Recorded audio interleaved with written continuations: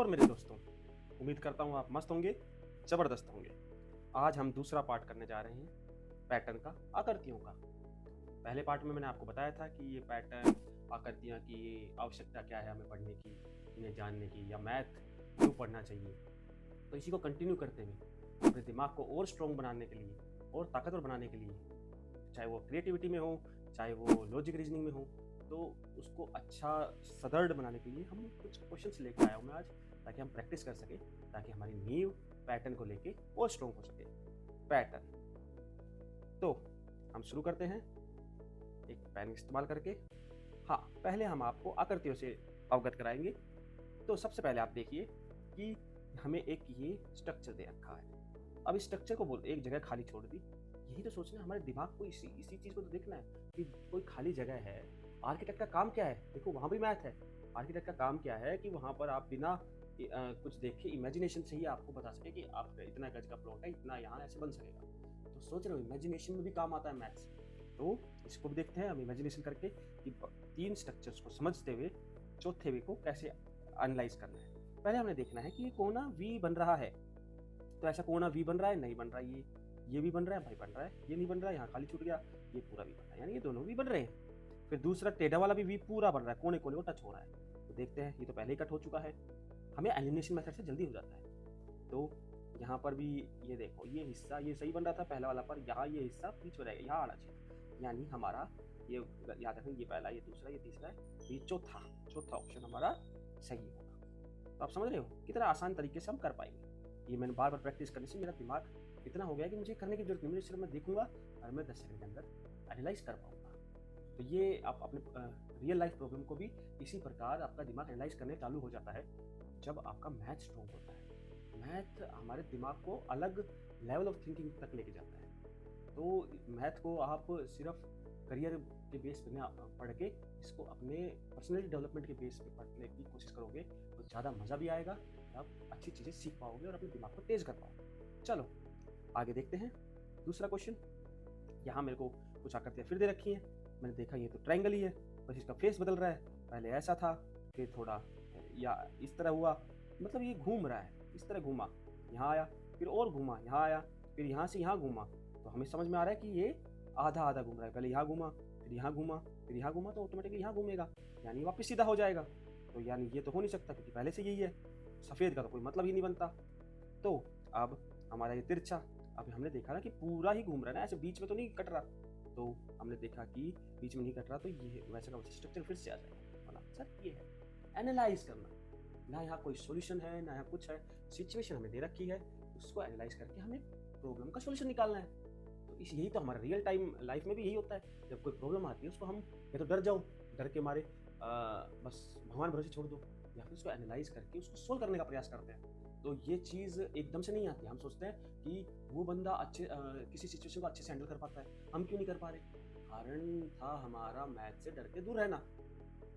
हर चीज़ math नहीं होती, but math की एक सपोर्टिंग है, हर जगह सपोर्टिंग है, हमें हर प्रॉब्लम सॉल्विंग में सपोर्ट करता है हमें। तो जो कॉन्फिडेंस भी दिखता है ना, तो आप देखोगे 90% लोगों का मैथ स्ट्रॉन्ग होगा, जिनकी प्रॉब्लम सॉल्विंग अच्छी है।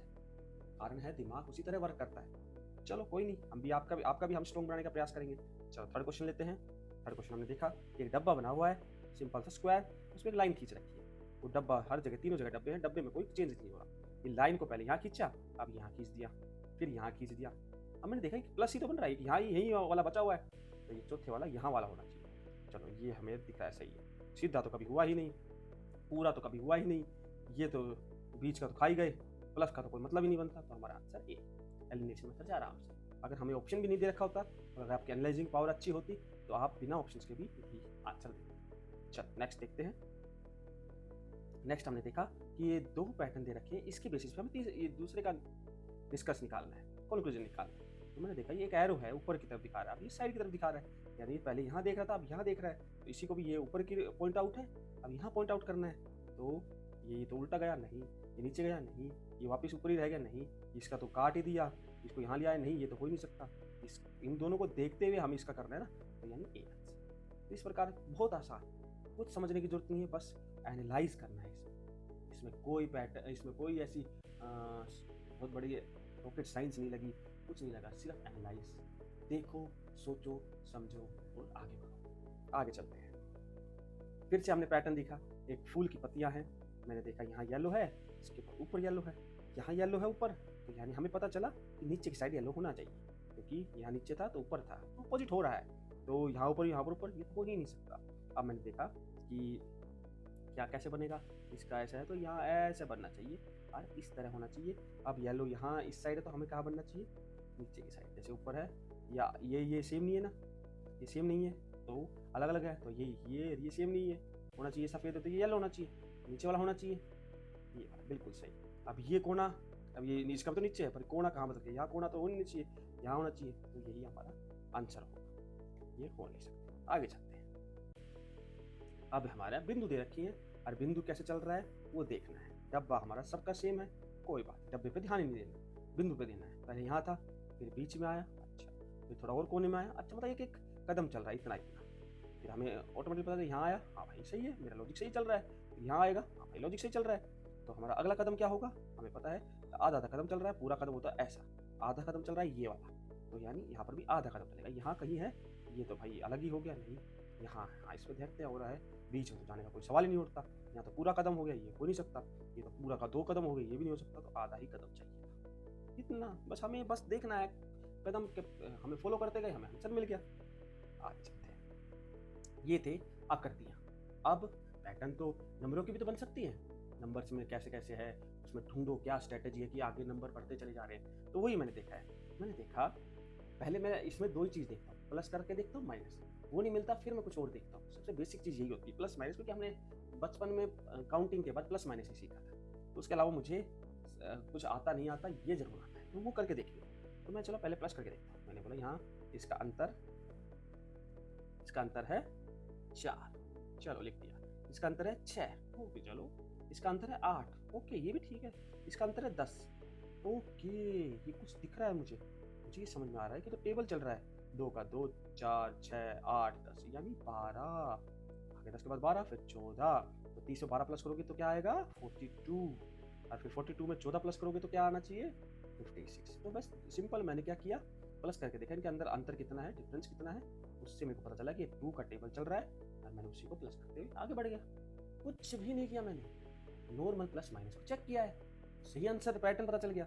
नेक्स्ट इसमें बोला मिसिंग नंबर पता करो, चलो देख लेते हैं। मैंने देखा वही प्लस माइनस आता है, मैं वही करूँगा। मैंने देखा यहाँ 7 है अंतर, ठीक है भाई, यहाँ 14 अंतर है, ठीक है भाई, इसका अंतर कितना है 112। अच्छा मुझे एक चीज़ समझ में आई, यहाँ 7 है तो 7 का दुगना 14 हो, जो नंबर है उसी को या तो प्लस कर लो या उसको दुगना कर लो। 14 का या तो 14 ही प्लस कर लो या उसको दुगना, 28, 112 था तो 112 को ही प्लस कर दिया, जो नंबर है उसी को प्लस करना है। तो 28 है तो 28 को प्लस करोगे तो यहाँ आएगा 56, और 56 को प्लस करोगे तो 112, तो हमारा आंसर क्या आया 56। इसमें क्या था कि जो नंबर आगे यही वाला है उसी को प्लस अपने आप में प्लस करके नेक्स्ट नंबर, फिर वो अपने आप को प्लस करके नेक्स्ट नंबर, तो 14 को 14 प्लस करेगा तो 28, 28 को 28 प्लस करेगा 56 खुद को प्लस करेगा तो 112 खुद को प्लस करेगा तो 224। ये सिंपल है। मैंने देखा वो क्या ही किया, मैंने कुछ नहीं किया, प्लस माइनस ही किया है, डिफरेंस देखा है, दोनों का अंतर देखा है। आगे चल लेते हैं। यहाँ भी सबसे पहले मैं एक ही काम करूँगा कि मैंने देखा यहाँ 3 का अंतर है, यहाँ 5 का अंतर है, यहाँ 7 का अंतर है, यहाँ 9 का अंतर है, तो मैंने बोला ये तो और नंबर है, विषम संख्या है ये तो मैं 9 के बाद क्या आना चाहिए 11 आना चाहिए, तो 25 में 11 36, 23 में 13 यानी 49, तो विषम संख्या से हो गया। मैं आपको एक और वो इसमें रीज़न बताऊंगा, एक और लॉजिक बताऊंगा। अब मैंने स्क्वायर याद कर रखे थे, मैंने स्क्वायर को देख रखा था, बार बार देख रहे थे, उसमें मेरे दिमाग में छपा हुआ है, तो मुझे यहाँ ये माइनस करने की जरूरत नहीं पड़ती, मुझे पता चलता 1 का स्क्वायर 1, 2 का स्क्वायर 4, 3 का स्क्वायर 9, 4 का स्क्वायर 16, 5 का स्क्वायर 25, 6 का स्क्वायर 36, 7 का स्क्वायर 49, यानी यहाँ 2 लॉजिक लग रहे हैं। तो आपको जिस तरह सही लगे वो कर लो, ये बेसिक था। ये अगर आपको स्क्वायर मैंने कहा था ना, टेबल्स स्क्वायर क्यूब, ये चीज़ आप कहीं एक बोर्ड पेज पे लिख कर देख लो, हर रोज सिर्फ 5 मिनट देखना है, उससे आपको इतना दिमाग स्ट्रॉन्ग हो जाएगा कि 1 मंथ के अंदर आप ऐसे देखते ही पहचान जाओगे कि क्या लॉजिक है, क्या चीज़ आपको कहाँ इस्तेमाल होगी। आगे चलते हैं। फिर से इसमें वही चीज़ करूँगा मैं कि मुझे तो एक ही चीज़ आती है, प्लस और माइनस। माइनस करके देखते हैं अंतर कितना है 1 का, तो ये 2 इसका अंतर है 1 का, चलो बढ़िया है। इसमें 2 और 5 में से 3 गए, 2 का अंतर है, इसमें से 8 में से 3 गए, 3 का अंतर है, 4 का ही, ये तो नॉर्मल काउंटिंग हो गई, 1 2 3 4, तो 4 के बाद 5 और वाह 17, 6 17 6 23, 7 30, 23 के बाद 30, तो ये सिंपल काउंटिंग का अंतर था। नॉर्मल काउंटिंग तो सबको आती है। चलो नेक्स्ट चलते हैं, इसमें भी नेक्स्ट नंबर बताना है। इसमें देख रहा हूँ मैं एकदम से बड़े नंबर है, तो यानी प्लस और माइनस से काम चलेगा नहीं, कुछ तो मल्टीप्लाई हो रहा है, एकदम से नंबर बढ़े ना तो ये समझ लेना या तो स्क्वायर है या क्यूब है या फिर इसमें मल्टीप्लाई कुछ हो रहा है, डिवाइड मल्टीप्लाई कुछ तो हो रहा है। देख लेते हैं 3 को क्या किया है, 3 का तो हम यहाँ प्लस कर ही नहीं सकते क्योंकि बहुत बड़ा नंबर हो रहा है, प्लस का कोई मतलब ही नहीं बनता, तो मल्टीप्लाई करके देखता हूँ। 3 को 6 के पहाड़ी में 3 के पहाड़ी में 6 आता है, हाँ भाई आता है, किसके में 2 जा 18 आता है, हाँ जी किसके 6 3 जा 18, ओके 18 की टेबल में 72, अब आप बोलोगे सॉरी 18 का पहाड़ा तो नहीं आता, यही तो कह रहा हूँ मैं कि अगर नहीं आता तो 72 को आप काट के देख लो, कटिंग हो जाएगी, आपको आइडिया आ जाएगा। फिर भी मैं बार बार आपको यही सजेस्ट करूंगा कि एक पेज पे टेबल देखते रहो 2 महीने तक, आपको समझ में आ जाएगा। तो ये मुझे पता है, तो यानी इंटू 4 हो रहा है, यहाँ 72 है तो यहाँ इंटू 5 हो रहा है, हमें पता चला अगले क्या करना है, इंटू 6 करना है, 36 इंटू 6, 0 हम बाद में लगा देंगे, तो 6 6 जा 6 216, तो यानी 216, तो यहाँ आएगा 2160। तो इस तरह, तो हमारा पहले हमने देखा कि प्लस से काम हो रहा था, दूसरा हमने देखा माइनस से डिफरेंस निकाल के काम हो रहा था, तीसरा हमने देखा मल्टीप्लाई से काम हो रहा था, चौथा हमने देखा कि क्यूब और स्क्वायर और क्यूब याद होगा तो उससे भी काम हो जाएगा। तो ये चीज़ें आपको नोटिस करते हुए अपने आगे बढ़ते जाना है, और जरूरी नहीं है इंडिविजुअल आएगा, हाई लेवल पे इन दोनों का कॉम्बिनेशन भी बना सकता है कि मल्टीप्लाई प्लस, दोनों को प्लस भी करो और मल्टीप्लाई भी करो, तो वो लेवल जितना हार्ड कर सको कर सकते हैं, पर बेसिक यही चीज़ होती है, plus minus cube prime high equal होता है 5 प्राइम नंबर्स। इसलिए मैंने आपको कहा था 50 तक प्राइम नंबर है, 100 तक प्राइम नंबर देख लो, याद कुछ नहीं करना, देखना है, हर रोज आप लिख लो, उसको 2 महीने तक देखोगे तो आपको ऑटोमेटिकली दिमाग में रह जाएगा। आगे चलते हैं, इसमें भी 8वां नंबर बताना है, ये कौन सा, पहला दूसरा तीसरा चौथा पांचवा छठा सातवां आठवां, यहाँ वाला नंबर बताना है। चलो देख लेते हैं, वही देखा 5 का 10, 5 का अंतर है, ठीक है, इसका कितना अंतर है 10 का, इसका कितना अंतर है 20 का, इसका कितना अंतर है 40 का, मैंने देखा दुगना होता जा रहा है, हो रहा है ना, तो यहाँ दुगना होगा तो 80, तो 80 में 80 160, तो ये नीचे 8वां नंबर चाहिए, तो 6 वाला ये 7, तो 160 का दुगना 160 320 320 और 3 अभी 160 का अंतर हो गया, हाँ अब 320 का अंतर होना चाहिए, तो इसका क्या होगा 640, यानी 8वां नंबर क्या होगा 640। इस प्रकार भी करना होगा, ये 8वां नंबर लिखा है तो पहले पता करो कौन कितना खाली है, ये 2 का कोई वैल्यू नहीं है, हमें लास्ट वाला तीसरा चाहिए, 6 और 7 नंबर का कोई हमें मतलब ही नहीं है, हमें 8 तक पहुँचना है। हमने देखा यहाँ दुगुना हो रहा है, दुगुना होता चला गया, तो हमने 8 का दुगुना 160 किया, फिर उसको प्लस किया, फिर 160 को दुगुना किया तो 320, उसको प्लस किया, तो हमारा लास्ट आंसर आया 640। इसी प्रकार आप 10वां टर्म भी निकाल सकते हो, 1000वां टर्म भी निकाल सकते हो, तो ईजिली आप निकाल सकते हो। तो इसमें भी हमने क्या देखा, ये मल्टीप्लाई देखा ना, तो आपने मल्टीप्लाई देखा, हाँ, या आप प्लस भी कर सकते हो, तो यही 5 मतलब अराउंड आप जब जितने क्वेश्चन करोगे ना उसमें देखोगे सिर्फ 10 ही ऐसे हैं जो इनको मिला मिलू के 10 ही लॉजिक लगते हैं, जिससे ये सारे पैटर्न्स के क्वेश्चंस बनते हैं, जिससे आप प्रैक्टिस करोगे तो आप धीरे धीरे समझ में आ जाएगा, और फिर आप देखते ही आंसर टिक करके आगे बढ़ जाओ। आगे चलते हैं, अब आया नंबर हो गया हमारा, पहले हो गया शेप्स हुआ, फिर हुआ हमारा नंबर्स, काउंटिंग होगी 1 2 3 4 शेप्स हो गए, अलग अलग डिजाइन। अब आया हमारा लेटर्स, तो लेटर में भी तो पता होना चाहिए कौन सा लेटर का क्या है, तो इसके लिए आप भी एक चीज़ करना कि जब भी आप कोई ये सोल्व करो तो पहले A to Z लिख लो, उसके आगे उनका नंबर लिख लो, 1 2 3 C के लिए होता है, Z के लिए 26 होता है, इसका सारा लिख लो ताकि आइडिया रहे। जैसे AC यानी AC, तो बीच के एक नंबर कटा है, DEF, तो फिर सीधा C के बाद F आया, यानी 2 नंबर कटा है, तो इससे हमें पता चला यहाँ 1 नंबर काटा, यहाँ 2 काटा, यहाँ 3 काटा होगा, F के बाद क्या होता है FGHI, यहाँ 3 काटा है, G के बाद KLMN यानी 4 काटा है, अब यहाँ 5 काटने पड़ेंगे, O के बाद PQRST 1 2 3 4 5, आंसर क्या आएगा U, T के बाद क्या आता है Q, तो U आंसर आ गया। तो इस तरह आप लिख लोगे तो बहुत इजीली सॉल्व हो जाएगा, और अगर आपका इंग्लिश अच्छी है और दिमाग में इंग्लिश और मैथ को कंपेयर कर पाओगे तो आपको लिखने की भी जरूरत नहीं, जैसे मैंने लिखने की जरूरत नहीं पड़ी, मैंने दिमाग में कर लिया। आगे चलते हैं, इसी प्रकार B है, आप देख लेते हैं, B है 2 पे है, E हमारा 5 पे है, B हमारा 2 पे है, E B C D 2 number है गए, E के बाद G, E के बाद F G H यानी वहाँ पर 2 भी गए, H के बाद I J K यहाँ वापस 2, यानी हमें दिख रहा है 2 2 जा रहे हैं, K के बाद L M 2 वापस गए, N के बाद M N O P ये 2 गए, तो आएगा Q, यहाँ क्या आंसर आएगा Q, यानी 2 2 जाकर Q आ गया। आगे चलते हैं। इसी प्रकार मैंने देखा यहाँ जेड से शुरू हुआ, यानी उल्टी ABCD देखनी पड़ेगी। चलो उल्टी लिख लेते हैं फिर। जेड के आगे वाई है, वाई के आगे एक्स है, एक्स के आगे क्या होगा, V U T S R Q, शायद इतना काम चल जाएगा। हाँ क्योंकि भी आगे जाना है, चलो देख लेते हैं Q P N M। चलो यहाँ तक देख लेते हैं। जेड है, जेड के बाद एक्स आया यानी एक गया है, फिर एक्स के बाद यू आया यानी एक गया है, यू के बाद क्या आया है, यू के बाद आया हमारा क्यू, यानी कितने गए, 3, 1 2 3। तो एक बार देख लेते हैं हम कहीं हमने कुछ गलती तो नहीं करी। कभी इन रीजनिंग में ऐसी गलतियाँ हो सकती है, X Y Z U V W. अच्छा हाँ यहाँ देखो मैंने गलती कर दी ना, इसके लिए लेटर्स कह रहा हूँ ना, लेटर्स गड़बड़ हुई तो सब कुछ गड़बड़। यहाँ एक कटा है, यहाँ 2 कटे हैं, यहाँ 3 कटे हैं, यानी वही ऊपर वाला जो हमने किया था यहाँ पर सीधा था, यहाँ पर उल्टा है, क्या है, उल्टा जा रहा है, तो वही कट रहा है। एक कटा, 2 कटा, 3 कटा, अब हमें क्या काटने, 4 काटने, क्योंकि बाद क्या काटने, 4। P N M, M से पहले क्या आता है, L L, तो 4 कट गए, L के पहले क्या आएगा, J K आएगा, यहाँ क्या आंसर आ जाएगा K। तो मेरी तरह ये गलती मत करना, ये ABCD आनी चाहिए, तो इससे अच्छा है लिख लेना।